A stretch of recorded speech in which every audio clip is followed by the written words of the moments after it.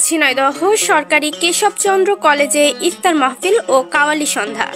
শাহানজিদ Uddin সোহানের video চিত্রে দেখুন বিস্তারিত।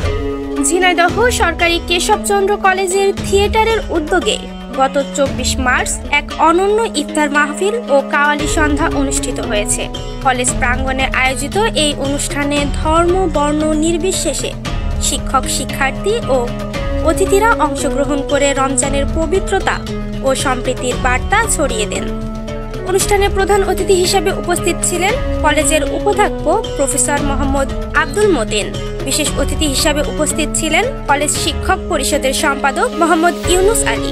এছাড়া কলেজের বিভিন্ন বিভাগের প্রধান, থিয়েটারের উপদেষ্টা, শিক্ষকবৃন্দ ও বিপুল সংখ্যক শিক্ষার্থী উপস্থিত ছিলেন।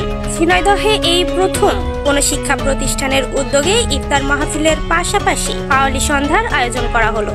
কাওয়ালি দলের সুরেলা পরিবেশনা উপস্থিত সকলকে মনোমুগ্ধ করে তোলে। অনুষ্ঠানে সভাপতিত্ব করেন কলেজ থিয়েটারের সভাপতি মেহরাব হোসেন নয়ন। আয়োজকরা জানান, সামনে আরও এমন সমন্বিত সাংস্কৃতিক আয়োজন করা হবে, যা স্থানীয় সংস্কৃতিকে সমৃদ্ধ করবে এবং শিক্ষার্থীদের সৃজনশীলতাকে উৎসাহিত করবে। Humaira Jarin, BGTV news, Jhenaidah.